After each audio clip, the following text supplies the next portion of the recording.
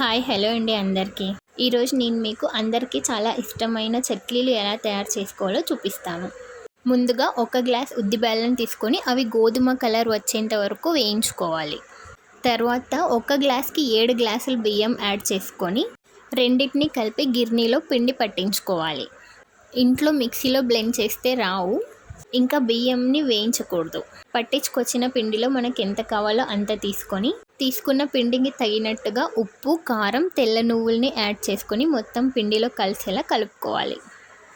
తర్వాత కొంచెం ఆయిల్ని బాగా వేడి చేసి పిండిలో మొత్తం వేసి కలుపుకోవాలి. తర్వాత వాటర్ని కూడా బాగా వేడి చేసి పిండిలో వేసుకొని మొత్తం పిండి అంతా కలుపుకోవాలి. మనం జొన్న రొట్టె చేసేటప్పుడు ముందుగా హాట్ వాటర్తో పిండిని ఎలా కలిపి పెట్టుకుంటామో మొత్తం అలానే కలిపి పెట్టుకోవాలి. చూసారుగా, మొత్తం ఇలా కలిపి పెట్టుకోవాలి. మన ఇంట్లో వడియాలు చేసే పావులు ఉంటాయి కదా, వాటిలో ఏదో ఒక షేప్ ప్లేట్ని పెట్టుకొని పావుకి లోపల బయట అంతా ఆయిల్ని అప్లై చేయాలి. చెక్లీలు వేసేటప్పుడు కూడా ఒక 3-4 అయిన తర్వాత ఇలా ఆయిల్ని అప్లై చేసుకోండి, లేకపోతే పిండి గట్టిగా అతుక్కుపోతుంది.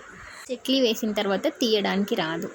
ఇప్పుడు కలిపి పెట్టుకున్న పిండిలో కొంచెం కొంచెం తీసుకొని నార్మల్ వాటర్ యాడ్ చేసుకుంటూ పిండిని కొంచెం స్మూత్గా కలుపుకోవాలి. ఒక్కొక్క ముద్దలా తీసుకొని దీన్ని మొత్తం చెక్లీ పావులోకి పెట్టుకోవాలి.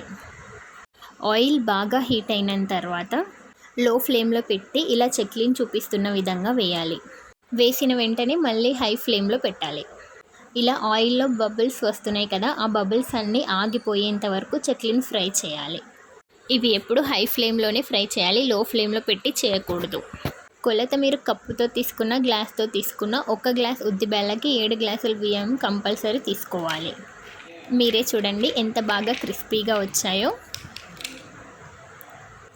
వీడియో నచ్చితే లైక్ చేయండి, మరిన్ని వీడియోస్ కోసం ఫాలో చేయండి. Thanks for watching.